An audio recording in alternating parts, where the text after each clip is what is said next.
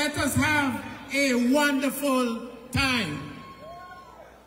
Thank you, Minister. Put your hands together for the Minister of Culture.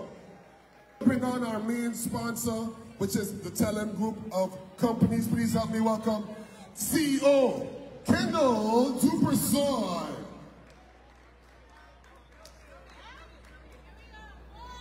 Good evening, Carnival Revelers. I said good evening, Carnival Revelers.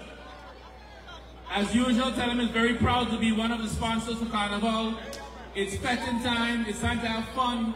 Be safe out there. Don't do too many crazy things, but be a little bit crazy, please. Enjoy yourself to the most.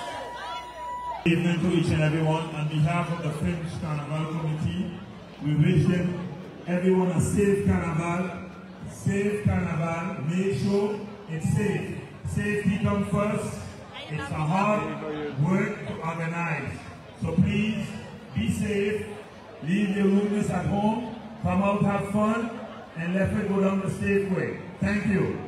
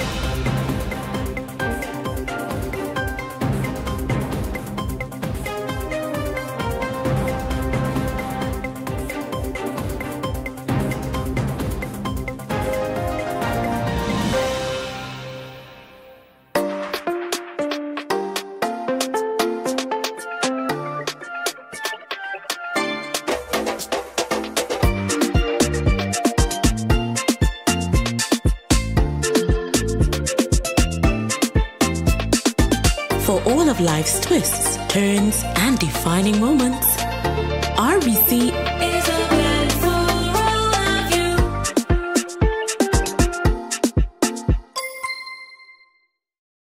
SXM, your social and health insurance. SXM, your social and health insurance. Are you SXM insured? Do you have a valid medical insurance status? SXM is cardless. Request your My SXM account today and enter the virtual office of SXM. Go to sxv.sx and sign up now. SXM, yeah, your social and health insurances.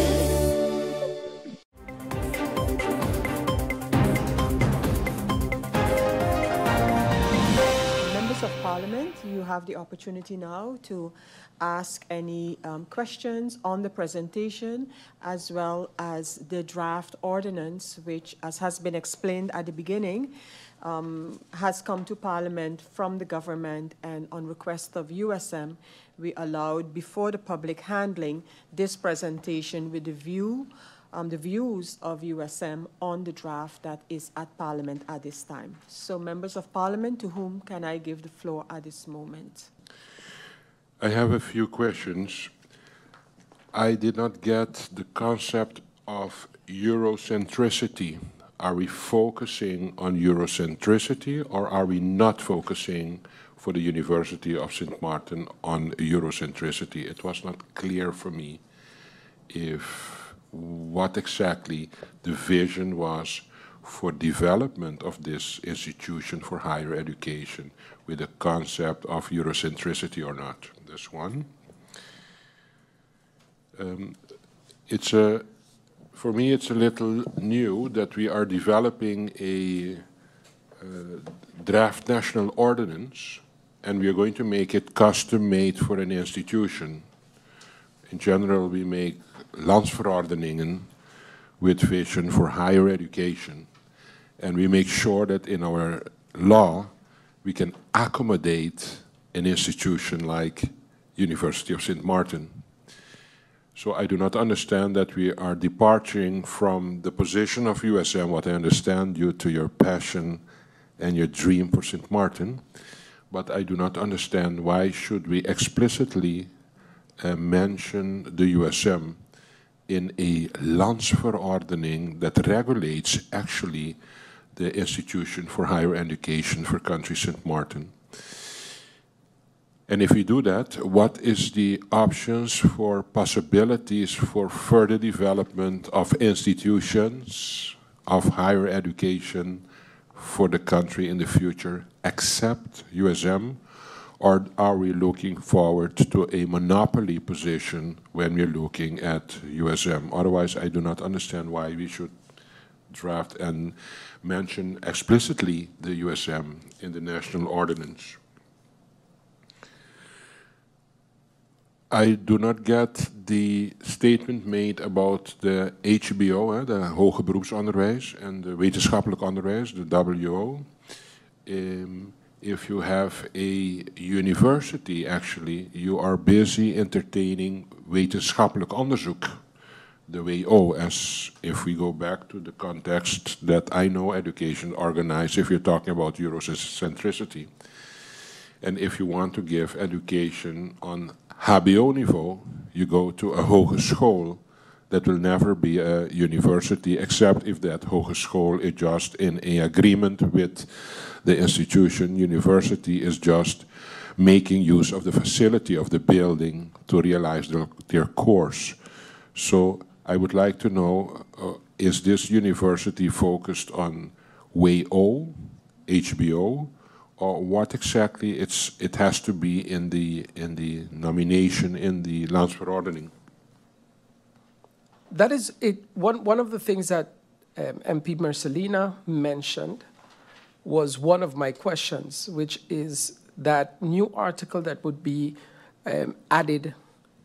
But when I read it in Dutch, it says de Universiteit van Sint Maarten fungeert als de primaire instelling voor hoger onderwijs en wetenschappelijk onderzoek van het land en wordt erkend als een bijzondere instelling die uitgaat van een natuurlijke persoon of rechtspersonen met volledig rechtsbevoegdheid die bekostigd wordt tot het maximum van 80% door of vanwege het land. Is this included because of the financing alone? So the request is that the University of St. Martin becomes the main institution because government St. Martin the request is that 80% is paid by the government of St. Martin. So is that the reason why this article would be added? Because it's, and I echo the sentiments of MP Marcelina. How are we going to do that if, and what would happen if another institution will want to come into the country? Does that mean that there will be no funding in this way? This article would come in, will they not get funding because this article only specifies or is specifically made and catered to the University of St. Martin? To add to what my colleague MP stated, and also studying the presentation, I was wondering why it cannot just be referred to in the memorie van toelichting, because I understood that MP Marcelina and also La Cruz made mention of the question, like why it has to be specifically mentioned in the landsverordening, while knowing that if you look at the memorie van toelichting and the university or the explanation of what a university should be sufficient, I'm trying to understand as well the reasoning behind that, because I believe if it's focused on making sure that USM falls in that, you can cover it with a memorie van toelichting. So through you, Madam Chair, I would like to have clarification on that, just to add to the points of my colleagues. Also, clarification, MP Marcelina already mentioned it, but if you look at the Article 6, the naamgeving, where the hogeschool or university should not be mentioned or should not be made no difference in HBO or WO. Also that I would like clarification on, because when I hear university, I think of university WO, and when I hear hogeschool, HBO, I think of something with HBO level, connection to HAVO versus VWO diploma degree, and then you go to the university. But then, furthermore, I'm seeing, for example, Article 33, where amendment to add the amendment and to also add the GED. So then, also that falls within the university. So I'm a little bit confused to understand how all of that falls within the university. And also for the community of St. Martin, it's important to know that when you go to USM, what you can expect and what degree you can get, and when you have that degree, what other options are there for you in the work field. And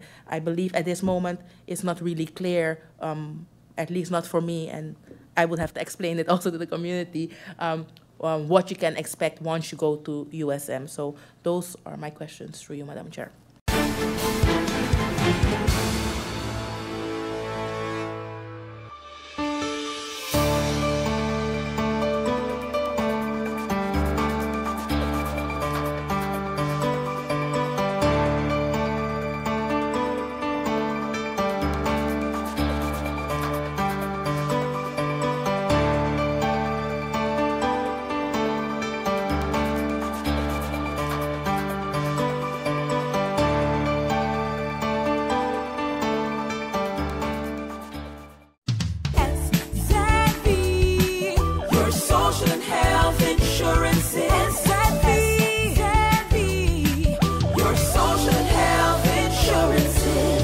Are you SXV insured? Do you have a valid medical insurance status? SXV is cardless. Request your My SXV account today and enter the virtual office of SXV. Go to sxv.sx and sign up now. SXV, yeah. Your social and health insurances.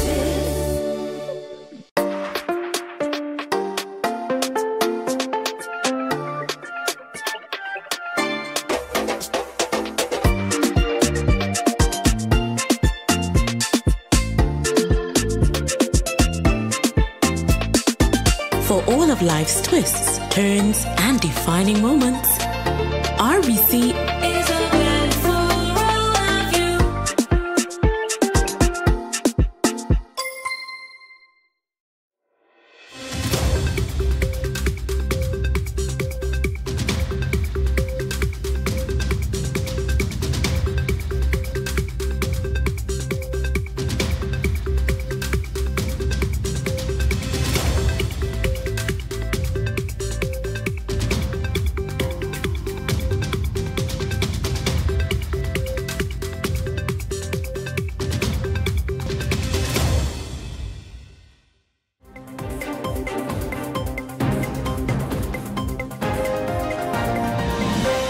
There are 77 signatures on the petition from residents in Four Roads, Nursery 1 and 2, and Emerald Park East and West. The construction now has Glenn Jacobs boxed in by the hoarding to protect the job.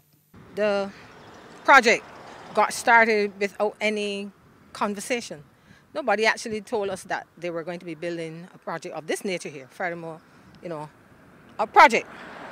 But it started way back in 2022, and October 2022, and I just started hearing the equipment unloading and stuff like that. I didn't have a clue what was going on. Prior to that, I saw persons, the surveyors and so on, outlining the landscape and stuff like that. So I made an inquiry, and I'm not saying the landscapers, I'm not saying who, but I'm just saying I made an inquiry, and person said they're not at liberty to say anything. This was back in 2022, and she started to send letters to have the matter addressed. Sent a letter to the Tongue and Country Planning and to the Honourable Prime Minister, asking them to look into this matter. Whatever, all I got was an acknowledgement of the letter from the Prime Minister's office, and that was it. No further correspondence. In January 23, we decided to, involve the whole community, and myself and some of the residents, we got petitions from 77 members of the community, stating their objection. We're stating that we're not opposing the idea of having a Kentucky in the 6 Roads area.